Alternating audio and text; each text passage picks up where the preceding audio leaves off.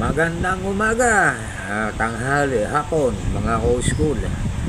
Share ko lang itong aking mountain bike na nilubog na ng baha 2 beses. Kaya ako tinamad ng mag-bike. Ayan o, kita nyo mga itsura o, pagkapangit-pangit o. Luma na, bulok na, lupang na bulok. Ayan, trek ko ito. Ayan. Naisipan ko lang gamitin uli kasi parang gusto kong mag-bike ulit. Ayan, kaya bumili tayo ng bagong gulong. Ayan, pinag-ipunan ko yan.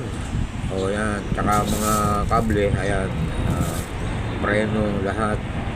So, pinalitan ko ng gulong, pinalitan ko ng shifter, palit tayo ng bagong cables. Nasira rin ho yung isang isang B-brake, so pinalitan na rin natin ng B-brake yung sa harap.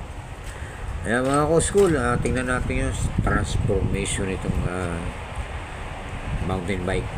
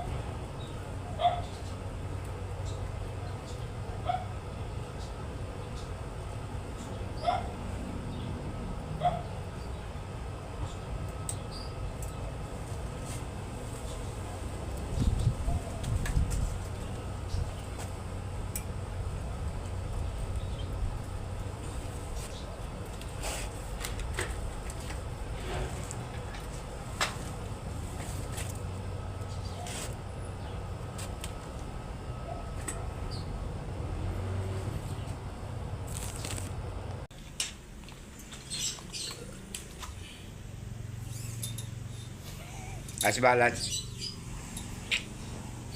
by conditioning by Alan Works. Yan mga co-school, malapit na to. Tatakbo na naman tong ating napa-stock na bike oh. Pinapakondisyon ko na kay Alan oh. Gusa yan eh.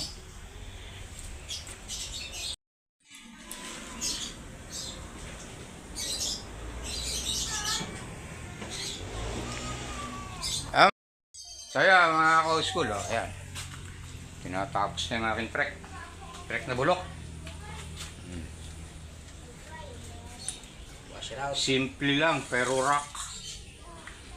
Oh, ayan oh. Puro gas-gas na.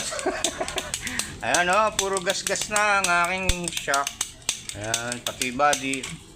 Pati yung gumagawa, puro gas-gas. Puro gas-gas na, pero ano pa rin. Pati may-ari, iskado na. Old school eh, syempre. May old school bang bago? Ayos na yan.